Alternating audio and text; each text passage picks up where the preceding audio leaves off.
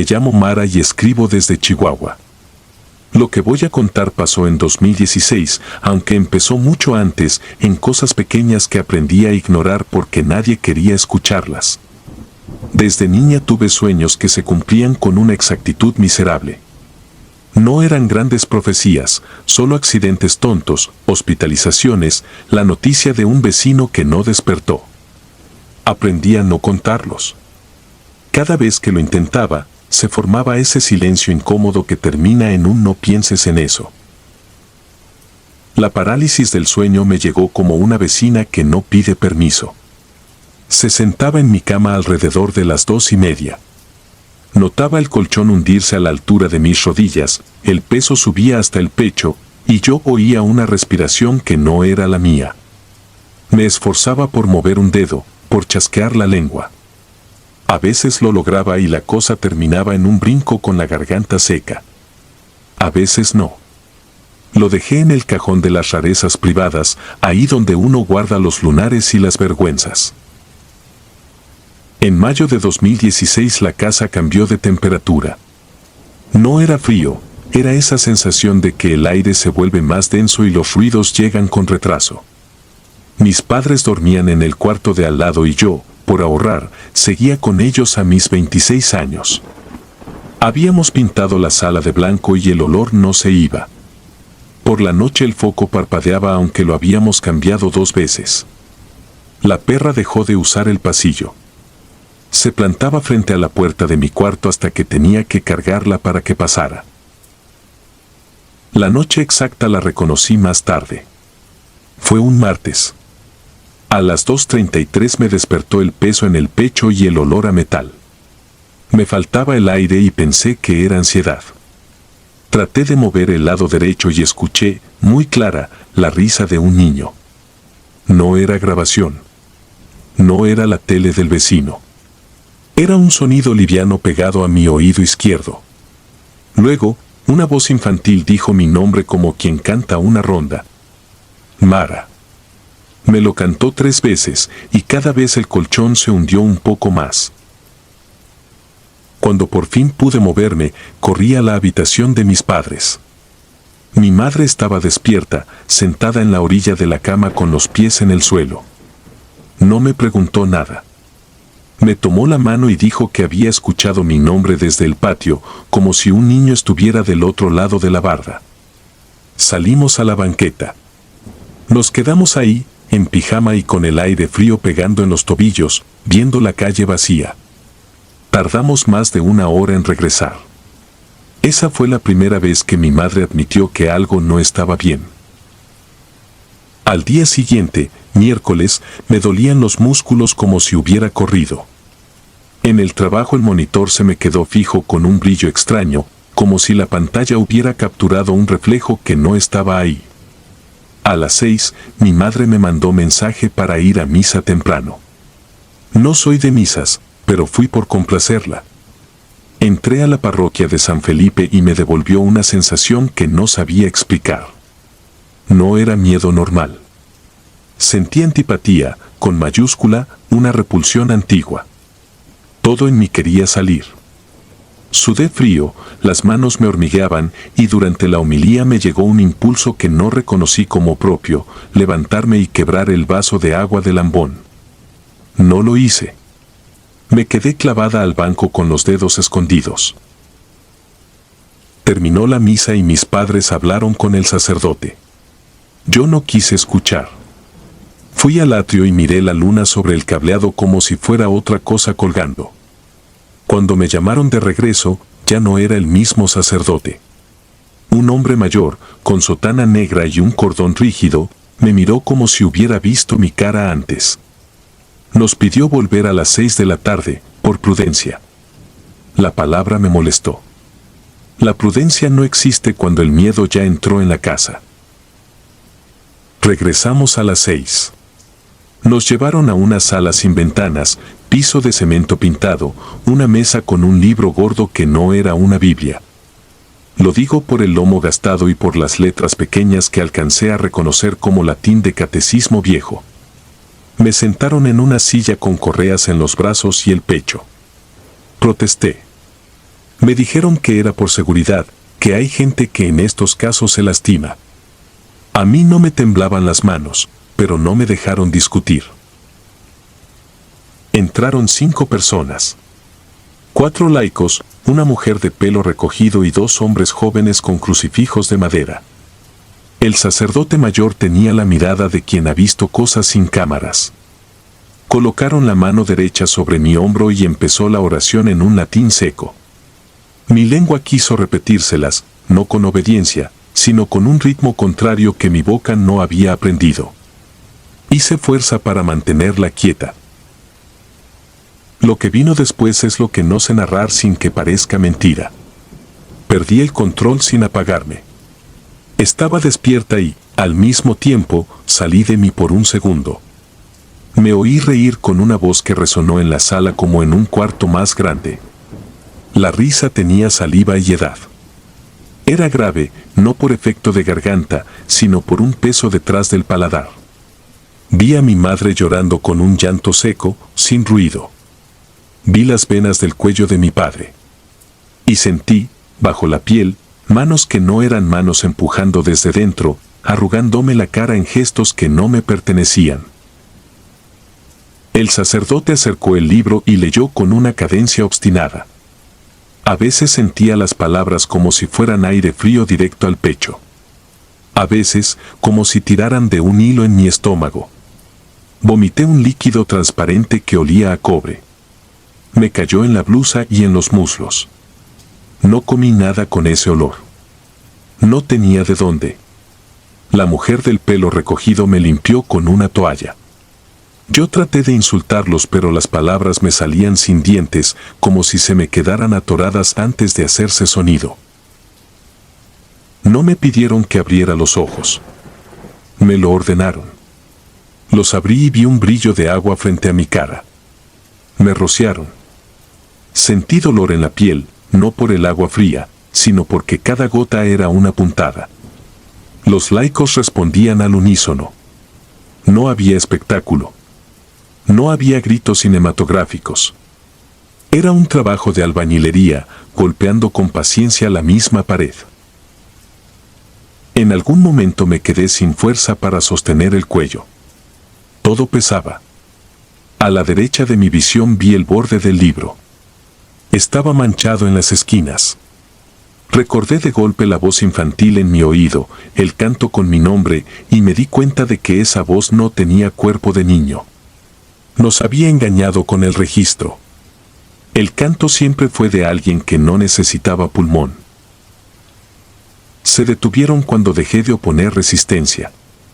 Yo no sentí alivio. Sentí un hueco, como si me hubieran extraído un diente espiritual. Me soltaron las correas.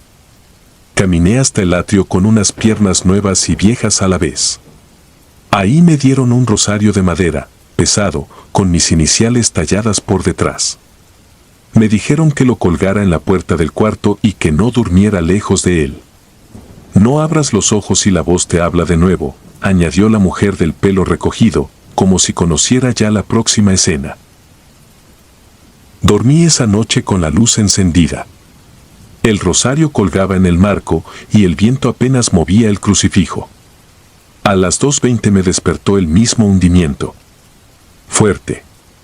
Esta vez no hubo risa. La voz cantó mi nombre, pero yo no abrí los ojos. Sentí el aliento pegado a la oreja. Luego, un tirón en el cabello, seco. Quise reaccionar y recordé la frase. Me apreté las manos bajo la nuca para no llevarlas a la cara. El peso aumentó. El colchón se deformó hasta el punto en que pensé que iba a partirse la base. En la puerta sonó un golpe, como si alguien hubiera tocado desde adentro de la madera. No abrí nada. No respondí. La voz cambió de canto a susurro, un murmullo que se hizo más grave hasta volverse imposible. No entendí palabras. Entendí intención. Era simple, quería que lo reconociera. No lo hice. Al amanecer, con los pájaros ruidosos del cableado, me levanté hecha de cansancio. Tenía marcas en los brazos como de dedos. La piel del cuello me ardía en 3 puntos donde caía el agua bendita. Comimos en silencio. Mi madre dejó un vaso de agua en la mesa, temblorosa. Mi padre salió sin decir nada. El día transcurrió como si nada, pero el aire de la casa todavía estaba denso. Volvimos a la parroquia 2 días después. No hubo ceremonia. Me senté frente al sagrario con las manos en el regazo. El sacerdote pasó, me miró, asintió como quien dice sigue. No ofreció soluciones. Eso lo agradecí. En casa, coloqué una estampa detrás del rosario. Limpié el cuarto. Tiré la blusa manchada sin avisar. La perra volvió a cruzar el pasillo con desconfianza y, al cabo de una semana, se echó a dormir a los pies de mi cama. No hubo final feliz ni redondeo. Hubo un orden nuevo. Sigo teniendo sueños que se cumplen, pero aprendí a medirlos como se mide el azúcar en una receta. Los reconozco y los guardo en un lugar exacto de la mente, no para curarme, sino para ocuparles el mínimo espacio. La parálisis del sueño disminuyó. A veces regresa con la pertinencia de un pariente molesto. Cuando llega, no abro los ojos. Siento la cama hundirse y no le presto la mirada. Me agarro al rosario por costumbre más que por fe. No he vuelto a oír mi nombre cantado, al menos no con esa voz. No cuento esto para convencer a nadie. Sé lo que se dice de estas cosas, que el cerebro, que la ansiedad, que las sombras hipnopómpicas. Probé de todo, médicos y respiraciones, cambios de dieta y rutinas. Nada quitó la risa grave que salió de mi boca sin mi permiso. Nada explica el olor a metal cuando no hay sangre. Me queda este registro íntimo, hecho de detalles feos y horarios exactos. Me queda el consejo mejor que alguien me dio: no abras los ojos cuando la oscuridad te pida que la mires. Sigo viviendo en la misma casa. La sala por fin perdió el olor a pintura. El foco del pasillo a veces parpadea, pero solo cuando voy sola y sin el rosario. Lo cuelgo en la puerta cada noche, con mis iniciales contra la madera. No sé si está bendecido o si es un ancla cualquiera, pero pesa lo suficiente para recordarme que algo me arrebató una parte y me dejó otra. Duermo, casi siempre. Y cuando no, repito en silencio una sola frase, corta y obediente, como una herramienta que aprendí a usar: no abras los ojos.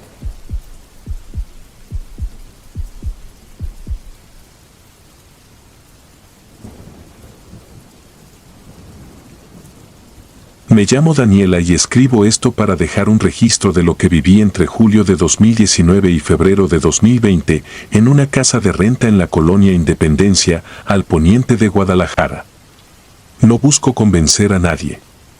Solo necesito contar, tal como sucedió. Conocí a Luis a principios de 2019. Había enviudado 2 años antes. Su esposa, Mariela, murió en un accidente en carretera, cerca de Sayula. Yo sabía lo básico, no preguntaba detalles. Él hablaba poco del tema y yo respetaba sus silencios. A los 6 meses de relación nos mudamos juntos a una casa esquina, antigua, con muros de tabique y un portón verde que siempre rechinaba. Arriba vivía un señor relojero, abajo, nosotros. Teníamos un gato negro, Dante, que había adoptado Luis con Mariela. Me costó ganarme su confianza, me seguía a distancia, me olía las manos, me dormía en el pecho cuando al fin cedía al sueño. La primera noche que recuerdo con nitidez fue el 17 de agosto. Soñé con Mariela sin haberla visto jamás en persona. Supe que era ella por una foto guardada en una caja de zapatos en el closet. En el sueño estábamos los 3 en la mesa, frente a una olla de pozole. Yo sentía vergüenza por ocupar su lugar. Ella me miró sin parpadear, con una tristeza silenciosa que me atravesó. No hubo palabras, solo un asentimiento leve, como quien perdona algo que le costó aceptar. Al despertarme, tenía lágrimas en la almohada y olor a maíz y orégano en la nariz.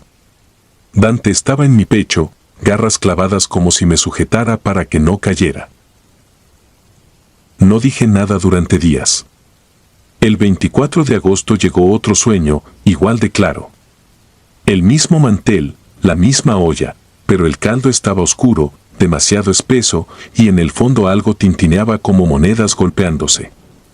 Al despertar, escuché ese mismo tintineo en la cocina.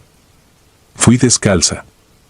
Las cucharas vibraban solas en el cajón, apenas 1 milímetro, apenas lo suficiente para chocar entre sí. Las tomé con la mano y se detuvo. El 29 de agosto me hice una prueba. Salió positiva. En el papelito, 2 líneas rosadas como heridas pequeñas. Luis se puso pálido y luego sonrió con una contención que me conmovió. Esa noche dormimos abrazados, sin querer decir la palabra futuro muy alto para que no se rompiera. A partir de ahí comenzaron cosas que, si las leo con distancia, parecen detalles, pero en su suma construyen un muro. El gato dejó de entrar a nuestra recámara. Se quedaba en el pasillo, erizado, mirando el techo. Empezaron a oler a quemado los contactos eléctricos sin razón.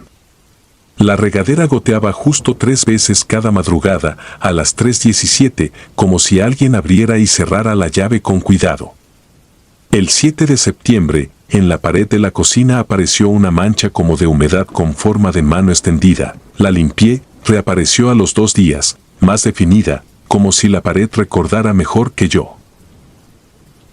Fui con el padre de Luis, don Ernesto, un hombre de pocas palabras que vende velas y imágenes antiguas en el mercado de San Juan de Dios. Le conté del sueño, del embarazo, de la mano en la pared. Me escuchó con calma, con esa atención sin parpadeo que incomoda a los mentirosos y alivia a los que traen un peso verdadero. Me dijo que hay muertos que no se van porque creen que les corresponde velar por los vivos, y que hay otros que son solo imitación, sombra que se disfraza. Me aconsejó encender una vela blanca los domingos, rezar sin pedir, solo agradeciendo. Me dio un rosario opacado por los años y me advirtió que no hablara en voz alta con quien yo creyera que estaba, porque la casa también oye. Obedecí. Todos los domingos encendí la vela y agradecí por la salud, por el pan, por el hijo. Sin embargo, el 22 de septiembre, durante el ultrasonido, pasó algo que no cabe en mis palabras y aún así lo pongo. El monitor comenzó a hacer interferencia, la imagen de mi bebé se fragmentó en bandas diagonales, y en el parlante, donde se escuchan los latidos, entró una especie de murmullo, como si alguien susurrara desde un tubo metálico. La doctora golpeó el equipo con los nudillos, pidió disculpas, apagó y encendió. Volvió la imagen. Latido bien, dijo, todo bien. Yo asentí, pero el murmullo continuó en mi cabeza después, cuando ya caminaba por el estacionamiento, cuando ya subía al taxi, cuando ya me metía a la cama. No era idioma. Era intención. Esa noche soñé por tercera vez. Esta vez no había mesa ni olores de cocina. Yo estaba parada frente al portón verde de la casa y del otro lado alguien repetía mi nombre con voz demasiado cerca, como si hablara pegado a la chapa. Lo entendí sin verlo, no era Mariela. Era algo que había aprendido a copiarla en lo justo para pasar la puerta. Desde entonces el cuerpo me empezó a fallar. Amanecía con moretones en los muslos, como dedos que me hubieran apretado en la madrugada. Un domingo me desperté con tierra en la boca, tierra húmeda, con olor a maceta, como si hubiera masticado raíces. El rosario de don Ernesto, que colgaba en la cabecera, amaneció con 2 cuentas quebradas y un alambre asomando como un diente. Dante dejó de maullar, se le fue la voz por 3 días, solo abría la boca y salía un aire seco. El 4 de octubre, a las 3:17, me senté en la cama sin decidirlo. Las piernas se movieron solas, bajaron al piso, sintieron el frío de los mosaicos. Caminé al espejo del baño y me miré. No era yo y a la vez era yo. La cabeza se inclinó hacia un lado con un gesto que no conocía en mí. Sonreí con la comisura izquierda solamente, una sonrisa torcida, casi misericordiosa, y levanté la mano. En el baldosín empañado con vapor escribí 3 palabras que borré en cuanto amaneció, por vergüenza de tener pruebas, ya lo sabías. Desde entonces dejé de contarle a Luis lo que pasaba. No era por ocultar, era por protegerlo del ridículo o del miedo. Me volví silenciosa, metódica. Lavé paredes, cambié focos, moví la cama. Encendí salvia que me regaló una vecina. Abrí ventanas. Y sin embargo, cada cosa que hacía parecía abrir espacio a otra más. Encontré espinas de limón bajo la almohada. Las cortinas amanecían atadas en nudo marino perfecto. El microondas se encendía solo a medianoche durante 9 segundos exactos. Yo contaba 9 latidos y paraba. Al día siguiente, otra vez. El 1 de noviembre, Día de Muertos, llevé flores de cempasúchil al panteón donde descansa Mariela. No era mi costumbre visitar tumbas ajenas, pero sentí que debía hacerlo. Llevé también un pan. Dejé todo y agradecí en silencio por el permiso de vivir con Luis. Mientras acomodaba los pétalos, noté que el viento no movía los tallos. El aire estaba detenido, como si alguien lo sujetara con las manos. En la lápida, entre las letras de su nombre, había pequeños granos de sal. Los toqué. Ardieron en las yemas. Un zumbido me subió por los antebrazos y me corrió a la nuca. No escuché palabras, pero entendí, no era un permiso, era un encargo. Un verbo cargado de peso, de obligación. Me habían puesto algo encima, una tarea que no era mía. Esa noche me poseyó la voz. No es un decir. Me desperté con la boca abierta y los dientes entumidos, como si hubiese mordido hielo, sentí la lengua dura y, sin poder cerrar la quijada, salieron sonidos que no eran míos. Sentí el pecho contraerse por dentro, las manos doblarse hacia el antebrazo, los dedos parecer otros dedos, más largos, más torcidos. Vi a Luis parado en la puerta, con la luz del pasillo detrás de él, y supe que no era yo quien lo miraba. Ese yo que ocupó mi cuerpo lo contempló con ternura falsa, con una especie de propiedad. No hubo palabras, pero en su silencio había una promesa obscena. No sé cuánto duró. Desperté al amanecer con la boca llena de sangre por morderme. Dante estaba debajo de la cama temblando. Había marcas de uñas en la pared, 4 surcos que bajaban desde la cabecera hasta el piso. Llamé a don Ernesto.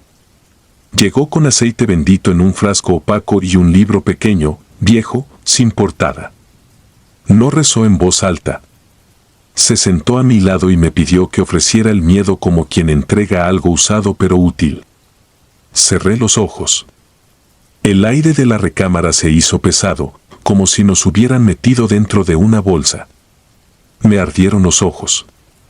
Auges de olor a cobre, a huevo podrido, a perfume antiguo que no recordaba haber olido nunca.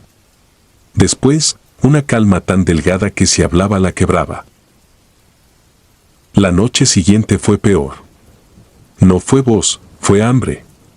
No de comida. Hambre de atención, de mirada, de ocupar cada espacio donde el silencio pudiera entrar. Sentí cómo recorría la casa, saltando de objeto en objeto como un insecto veloz. Se posó en el espejo, en la estufa, en el foco del pasillo, en los imanes del refrigerador. Yo la seguía con la cabeza sin moverme.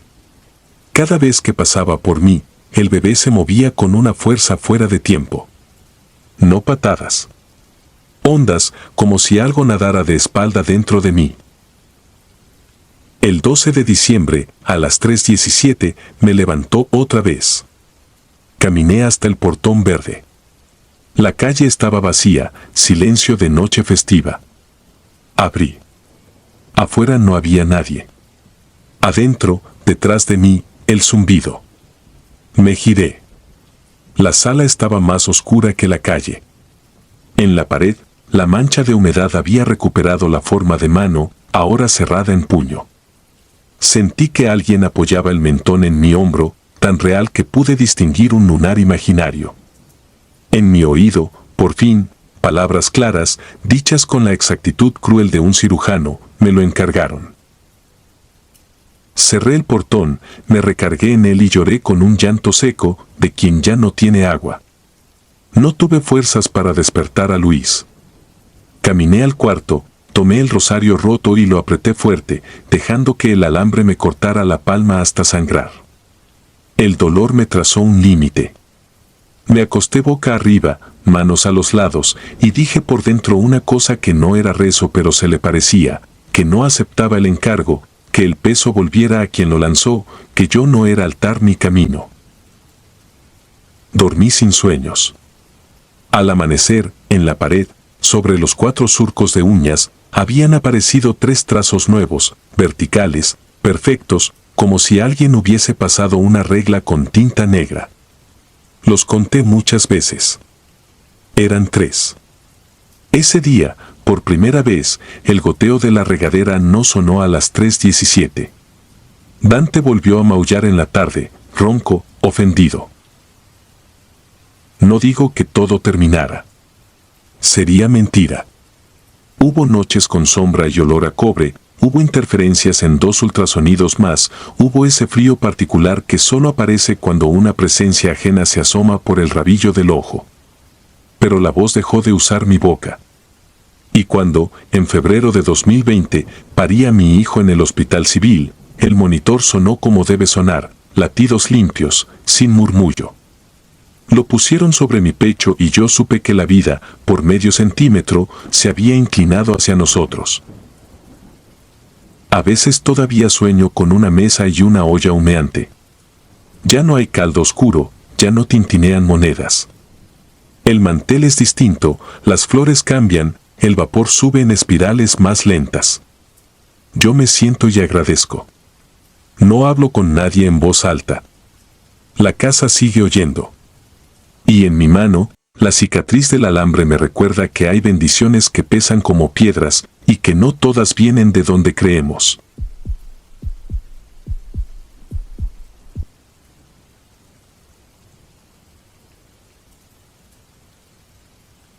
Me llamo Sed, nací y crecí en Aguascalientes, México. Lo que voy a relatar pasó hace 2 años, en noviembre, cuando tenía apenas 16. Hasta entonces llevaba una vida normal, con mis problemas de escuela y mi pequeño círculo de amistades. Nunca había tenido experiencias paranormales ni creía en posesiones ni nada de eso. Hoy no tengo dudas, el mal existe y puede tocarte de cerca cuando menos lo esperas. Yo cursaba el 3er semestre de preparatoria y, aunque en esa etapa casi todas mis amistades se habían distanciado, mantenía muy unida la relación con una amiga llamada Mariana. La conocí en secundaria, era callada, reservada, pero con ella encontré la complicidad que me hacía falta. Su hermana menor también solía juntarse con nosotras y pasábamos tardes enteras en su casa o en la mía. Mi madre la quería como a otra hija y parecía que esa amistad iba a durar toda la vida. Pero en la preparatoria las cosas cambiaron. No quedamos en la misma escuela, aunque vivíamos cerca. Aún así la veía seguido. Sin embargo, hubo un día en que la ansiedad me ganó. No había tenido contacto con Mariana ni con su hermana en una semana y algo en el pecho me decía que debía ir a su casa. Toqué la puerta y me recibió la hermana menor. Estaba sola. Eso ya me resultó extraño porque la rutina de esa familia era siempre la misma, la madre ya estaba en casa para esa hora y el hermano también. Me dijo, nerviosa, que Mariana había tenido una emergencia en la preparatoria y que la habían llevado al hospital. Primero pensé en un accidente, pero lo que relató fue mucho más inquietante. Me explicó que, en medio de una exposición, Mariana se quedó paralizada mirando un punto fijo en el fondo del salón. Después se desplomó. Al recobrar la conciencia comenzó a hablar incoherencias, decía que algo la seguía, gritaba que no conocía a nadie en el aula, aseguraba que no sabía dónde estaba. Los maestros y compañeros entraron en pánico y tuvieron que llamar una ambulancia. Desde ese día quedó internada en el hospital. Esa misma tarde llegó la madre y nos dijo que Mariana estaba estable, pero que permanecería bajo observación. Durante los siguientes días estuve al pendiente de la hermana menor. Yo no lograba entender qué pasaba. Finalmente, la madre nos permitió visitarla. Íbamos nerviosas, con la esperanza de verla bien, pero al llegar al hospital nos topamos con un panorama perturbador. A Mariana la tenían atada de las muñecas a la cama. Cuando me acerqué y ella me reconoció, sonrió como si nada. Sin embargo, al mirarla a los ojos sentí que no era ella. Había algo de burla y malicia en su expresión. Aunque traté de aparentar tranquilidad, un escalofrío me recorrió el cuerpo. Su aspecto había cambiado en solo unos días, inflamada por los sueros, pero con un semblante apagado, ajeno. Esa imagen se me quedó grabada. Esa noche, mientras dormía en casa de su hermana, escuché golpeteos en la ventana. Eran toquidos fuertes, casi violentos. No quise asomarme, pero el aire se volvió tan pesado en esa habitación que apenas podía respirar. La madrugada me pareció interminable. Con los días, lo que escuchábamos del hospital empeoraba. Decían que en las noches Mariana entraba en crisis, gritaba obscenidades, escupía y vomitaba sin control. Incluso había golpeado a un camillero mucho más corpulento que ella. Los médicos no encontraban explicación, todos sus análisis salían normales. Sin embargo, el personal ya la conocía como la chica poseída. La madre, desesperada, me confesó que una madrugada mientras rezaba por ella, Mariana le tomó las manos y con una voz que no era la suya le escupió: «Cállate, perra, detesto que reces». El odio en sus ojos la dejó paralizada. Aquello ya no era enfermedad, era otra cosa. Poco después la familia buscó ayuda en curanderos y supuestos exorcistas. Uno de ellos aseguró que Mariana había participado en un juego de ouija con unas amigas y que alguien la había entregado. No quise creerlo, pero en su casa se comenzaron a manifestar cosas horribles. En la pared de su habitación apareció un rostro demoníaco formado en la humedad. Yo lo vi con mis propios ojos. A las 3 de la mañana se escuchaban golpes en la puerta y la ventana, siempre en 3 series, cada vez más fuertes. El olor a quemado impregnaba el ambiente. Recuerdo especialmente una noche, la hermana menor me mandó un audio grabado en secreto. Se escuchaba la voz de Mariana murmurando, hasta que, al final, se oía claramente una voz grave, espantosa, que decía: «quemar». El simple recuerdo me hiela la sangre. Al poco tiempo, su padre se la llevó a vivir con él, pensando que así acabarían los problemas. Fue peor. Cuando la vi de nuevo, estaba irreconocible, apenas pesaba 20 kilos, su piel amarilla, la barbilla con costras de tanto frotarla contra el colchón durante los ataques. Ya no podía hablar ni moverse. En su mirada vacía había un odio indescriptible. Su padre aseguraba que en la madrugada ella se paraba frente a su cama para mirarlo fijamente con esos ojos que ya no eran humanos. Una noche, después de visitarla, soñé que venía a mi casa. Me abrazaba con fuerza, llorando, diciendo que no quería irse. Yo trataba de consolarla, diciéndole que era libre, que podía descansar. Ese abrazo se sintió tan real que desperté con lágrimas. Esa misma madrugada, a las 4 de la mañana, Mariana murió en casa de su padre. Cuando recibí la noticia, comprendí que aquella visita en sueños fue su despedida. En el velorio no pude contener el llanto. La vi en el ataúd, tan pequeña, tan devastada, y sentí que una parte de mí se rompía para siempre. La hermana menor me confesó que en los últimos días el olor a carne quemada era insoportable en su piel y que ninguna oración lograba calmarla. Nadie pudo explicar la causa real de su muerte. Solo se dijo a los conocidos que fue natural. Desde entonces, cada mes durante un año, me desperté exactamente a las 4 de la mañana con la sensación de que alguien me observaba en la oscuridad. Nunca lo conté a nadie, pero cada vez que abría los ojos, sabía que ella estaba allí, recordándome lo que se la llevó. Hoy, a mis 18, puedo asegurar que los demonios existen. No sé qué pacto hizo mi amiga ni por qué, pero sé que algo se la llevó antes de tiempo. Y sé también que nunca más volveré a ver la oscuridad de la misma manera.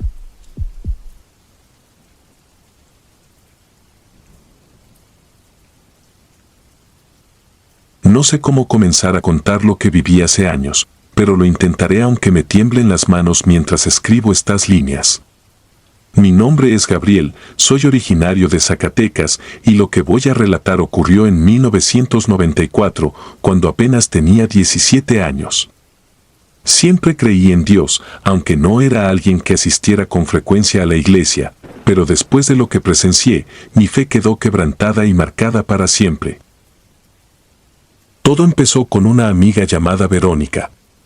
Era una chica tranquila, callada, de esas personas que transmiten confianza sin esfuerzo.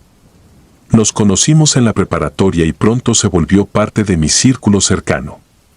Mis padres la apreciaban como a una hija más y en muchas ocasiones se quedaba en mi casa, sobre todo en los fines de semana.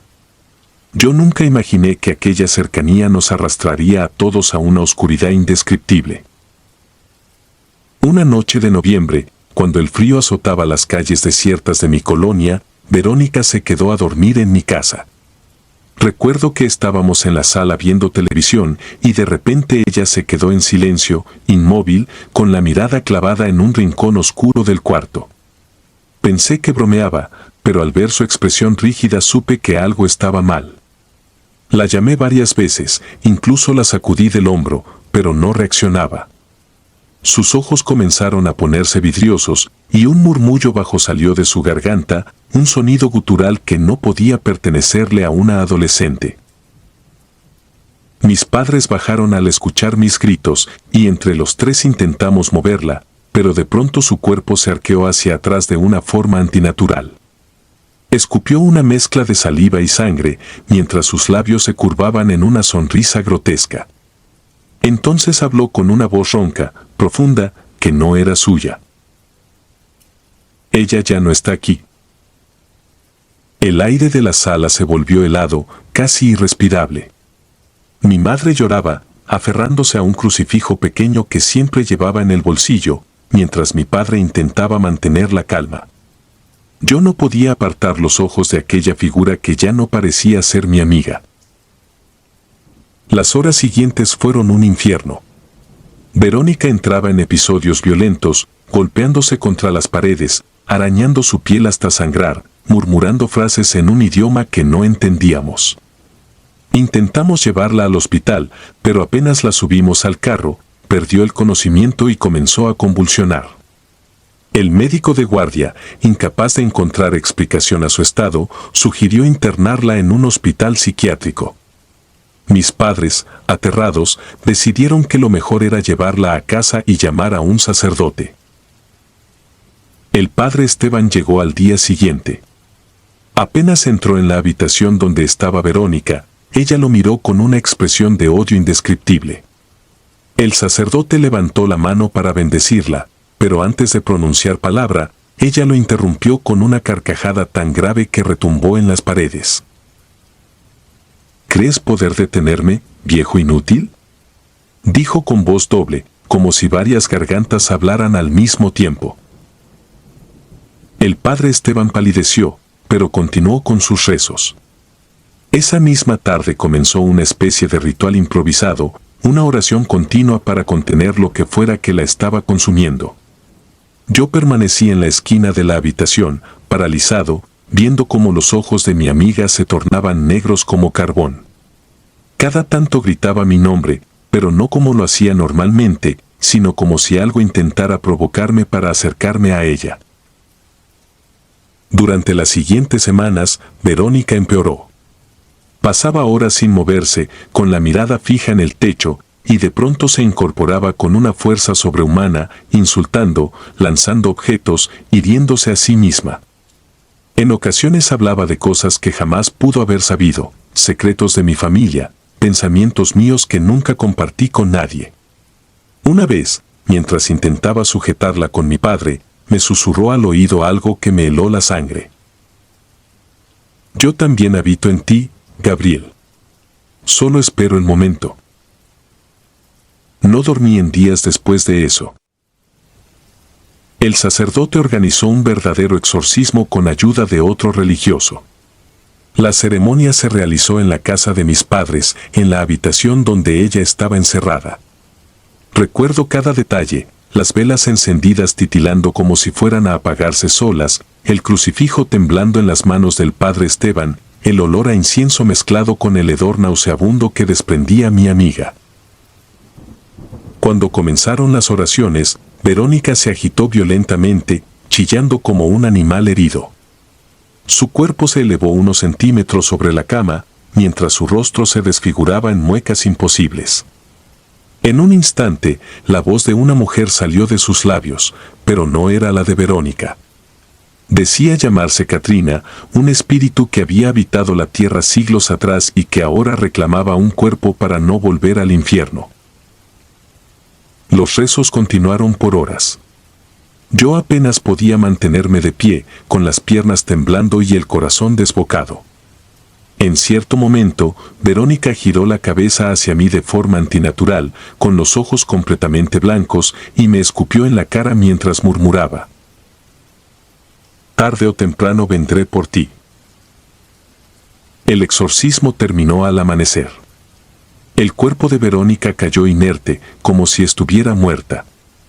Pasaron varios minutos antes de que despertara, y cuando lo hizo parecía ser ella otra vez, llorando, pidiendo ayuda, diciendo que no recordaba nada. Pero nunca volvió a ser la misma. Aunque ya no hubo más episodios de violencia, Verónica quedó marcada, débil, y cada tanto tenía miradas perdidas que me hacían pensar que aquello no se había ido del todo. Meses después, su familia decidió mudarse a otro estado. Perdí todo contacto con ella, pero lo que más me inquieta es que, desde entonces, sigo sintiendo su respiración cerca de mí en las noches. No importa cuántos años hayan pasado. A veces, cuando estoy a punto de dormir, escucho claramente esa misma voz que me atormentó en la adolescencia. Se acerca a mi oído y me susurra despacio, con un tono que reconozco demasiado bien.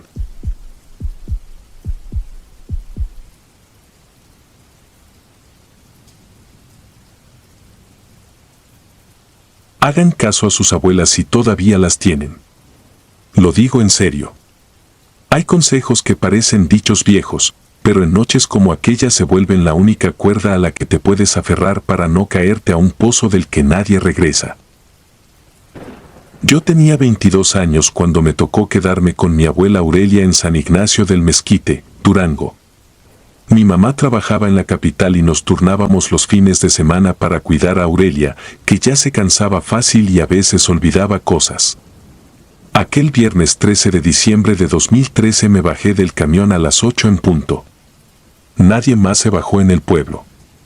Las luces parecían más amarillas de lo normal. La tiendita de Don Boni ya estaba cerrada, quedaba un Oxxo solitario iluminando un tramo de calle, como una isla de vida rodeada de sombra. El aire traía olor a tierra caliente y a lluvia que no caía todavía. Encontré a mi abuela afuera de su casa, mirando hacia el monte. Sus manos temblaban. No hacía frío. Le pregunté qué pasaba y me abrazó con fuerza. Dijo que había venido mi primo Esteban, el más chico de todos, sobrino nieto suyo, a saludarla y a pedirle un café. Estuvo normal un rato, con la mirada tranquila. Luego la mirada se le fue para adentro, como si lo hubieran apagado desde detrás de los ojos. Empezó a murmurar con alguien invisible y volvió a hacer lo de siempre, caminó hacia el monte, sin voltear, sin oír. Lo vimos perderse entre los mezquites y las sombras. En mi familia, esa pérdida de Esteban era vieja conocida. Tenía temporadas de lucidez y después semanas donde desaparecía. Mi madre decía que había sido por las drogas de cuando fue adolescente. Mi abuela tenía otra explicación que no le gustaba repetir: deuda. No de dinero. De las otras. En ese pueblo las palabras bruja o trabajo no se decían en voz alta, había nombres que no se pronunciaban por costumbre, como si el mero aire pudiera traerlos. Aurelia evitaba el tema, pero cada vez que Esteban se perdía, cruzaba los dedos y rezaba. Cené rápido mientras ella miraba por la ventana. Afuera el cielo se había puesto morado, cargado. Le dije que iba a buscarlo hasta los primeros árboles. Me pidió que esperara a que pasara la tormenta, señaló el horizonte, la línea negra venía cerrándose sobre el pueblo. No quise quedarme de brazos cruzados. Me preocupaba Esteban, sí, pero más me preocupaba mi abuela, que no estaba para otra noche sin dormir. Si podía traerlo de vuelta antes de que se soltaran los truenos, dormiríamos los tres bajo techo. Aurelia me agarró las manos antes de que saliera. Dijo que Esteban llevaba un suéter verde de estambre que ella misma le había tejido. Y dijo otra cosa, con voz baja. Pase lo que pase, no entres a la casa de los hermanos Berlanga. Está arriba, a la orilla del monte. Abandonada, pero no sola. Me hizo la señal de la cruz en la frente. Asentí. No pregunté. No hacía falta. Todos en el pueblo sabíamos cuál era esa casa. Nadie vivía ahí desde hacía décadas y, aún así, nunca estaba del todo vacía. Subí por la calle que levantaba polvo fino. Desde ahí se veía el pueblo entero, las pocas lámparas, los tejados. En el cerro, la primera línea de árboles guardaba el ingreso como dientes. Al meterme, bajó la temperatura. Partí hojas para marcar el camino. A los 5 minutos, vi huellas frescas de tenis sobre tierra húmeda. Me guié con la linterna del teléfono. El monte amplifica sonidos que en la calle no se oyen, mis pasos, mi respiración, el zumbido de los cables lejanos. De pronto me llegó un olor agrio, como de leche cortada con metal. Azufre, pensé. Esa palabra se me apareció sola, como si alguien me la hubiera puesto en la boca. Encontré el suéter verde enganchado en una rama baja, tirado, húmedo. Lo levanté y lo apreté contra mi pecho. Grité el nombre de Esteban una vez. El monte me lo devolvió con eco, y a ese eco se le pegó otro murmullo que no era mío. Guardé silencio. Escuché. Nada. Seguí. El primer trueno cayó como un portazo. La lluvia tardó segundos en descolgarse. Corrí buscando un alero, un tronco hueco, cualquier cosa. Me encontré frente a la casa de los Berlanga sin querer. Ahí estaba, como una boca abierta en la ladera. El portón de herrería, torcido. Las ventanas, negras, con vidrios rotos que habían aprendido a brillar sin luz. El techo, entero a pedazos. No había forma de rodearla sin empaparme hasta enfermarme. Recordé la voz de mi abuela. No entres. Miré el cielo. El agua ya me golpeaba la cara con rabia. Di 2 pasos hacia atrás. El relámpago mostró la puerta, apenas entornada. No crucé el umbral. Lo juro. Me puse bajo el alero roto, pegado al muro, buscando el borde más seco, sin pasar la línea de la puerta. Desde ahí se veía un corredor con manchas antiguas en el piso, descoloridas, como si alguien hubiera lavado muy rápido a medianoche. Me temblaban los brazos, no sabía si de agua fría o de otra cosa. Entonces, al fondo, entre el chasquido de la lluvia, oí una tos seca, de fumador viejo. Una tos que yo reconocía. Llamé a Esteban sin gritar. La tos respondió, 3 golpes de garganta y después una risa apagada que no había escuchado en su voz nunca. Dijo mi nombre sin decirlo, no puedo explicarlo de otra manera. Fue como si me nombraran por dentro. Un segundo después, apareció su silueta al final del corredor. El suéter verde no estaba con él. Traía una playera gris pegada al cuerpo. Lo primero que me cayó encima no fue miedo, fue alivio. Lo segundo fue la certeza de que no era él. No fue por sus ojos, que estaban muy abiertos, ni por su sonrisa desacomodada, que enseñaba dientes que no tenía. Fue por algo más simple, su cuerpo se movía mal, con un ritmo que no pertenecía a un humano cansado bajo la lluvia. Se acercó despacio, cada paso demasiado largo y demasiado corto al mismo tiempo. Se paró justo donde la luz de mis truenos lo alcanzaba a medias. No cruzó la línea de sombra. Yo estaba pegado al muro, bajo el alero. Él, 1 metro adentro, en la penumbra. Entre los dos, la puerta como frontera. Habló sin abrir la boca. No hay otra forma de ponerlo. El sonido salió, grave y con un zumbido por detrás, como si varios insectos lo repitieran. Dijo que mi abuela lo había llamado. Dijo que la deuda no era de Esteban, sino de Aurelia.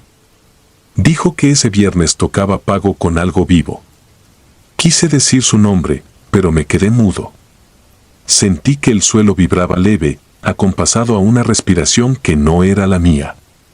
De algún cuarto lateral salió un olor a humedad vieja combinada con sangre seca. No vi nada moverse, pero escuché pasos múltiples, descalzos, como de niños que no aprenden a caminar derecho. Metí la mano izquierda a la bolsa y saqué el suéter verde. Lo levanté para que lo viera. Dije que venía por él. Que me lo iba a llevar a casa. No fui valiente ni listillo, solo dije lo que cualquier nieto diría en voz neutra para no despertar a algo dormido. Lo que fuera detrás de Esteban se rió con él. Sonó como un costal de semillas cayendo por una escalera.